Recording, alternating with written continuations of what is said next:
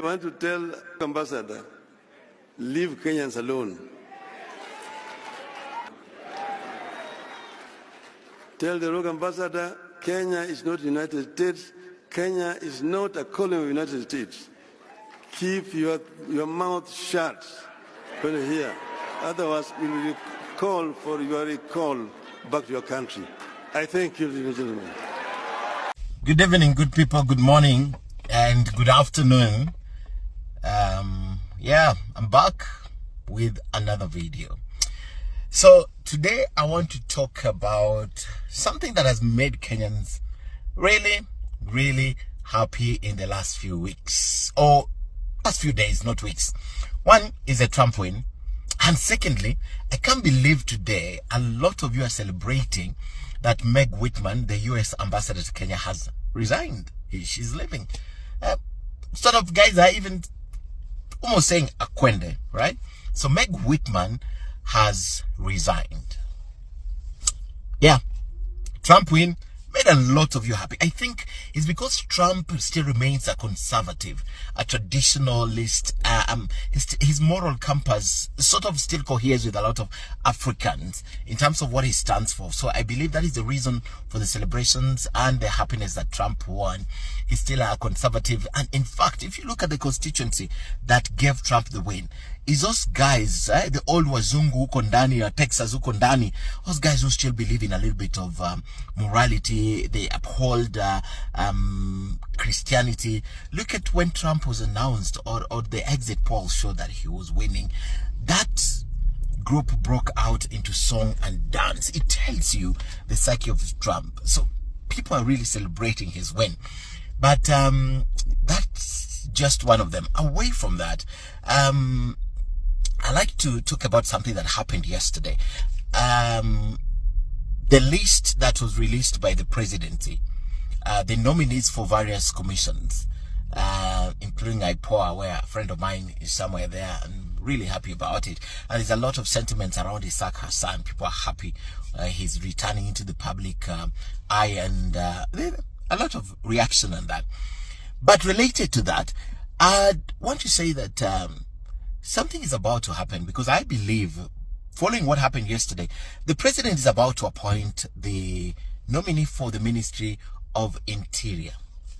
I believe Iwiki Aisha. In fact, I think it would have happened with that list of the other nominees, but it would have watered it down.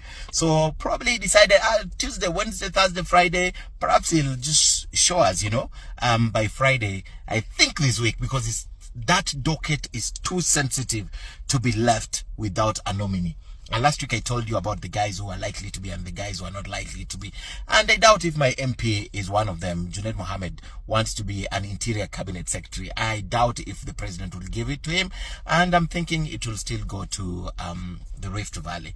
So related to that, because I strongly believe before this week ends, the president shall have nominated someone to fill that slot. That place is too sensitive to be left vacant, and I think the deputy president is still trying to hold it, as much as Musalia Mudavadi is acting, hold it as they wait for the presidential nominee. I mean, so sensitive that in 2 years, the Interior Cabinet Secretary, Professor Kithure Kindiki, then never left the country.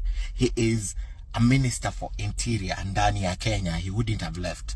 First trip was in Botswana.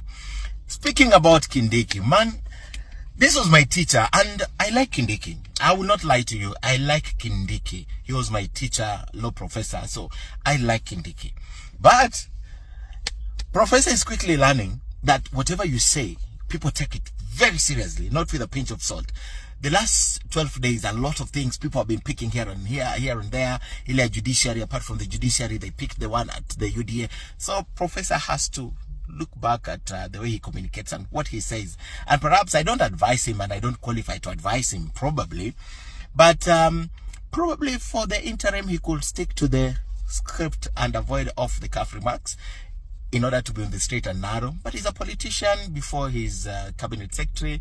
He's a professor of law and all those things. So he knows what to say, but he's quickly learning. And one of the things that he said at the judiciary caught my attention. And this is the essence, is the reason for my video today. He said public interest versus national interest. And then there was a whole explosion of what you guys thought. Why?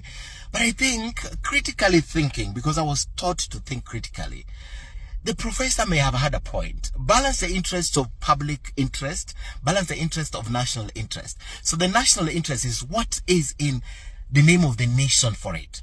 My simplest explanation today, you give your own explanation. So public interest is normal public interest. But so what is this peculiar thing is so national interest? It means something that is important for the nation and is not for the public. You know, it's different.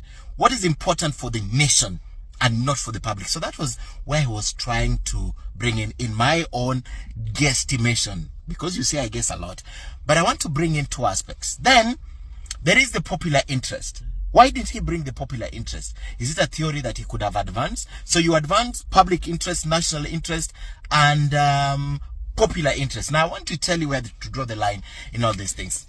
Imagine this: popular interest. So today, for example, a clever member of parliament, clever politicians decide that they can rally Kenyans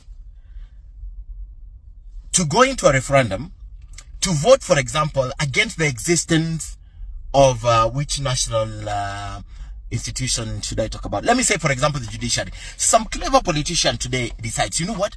Let's rally Kenyans behind the doing away with the judiciary. And they get the popular vote in a referendum to do away with the judiciary. Now, that is a popular interest. But is it working for the nation?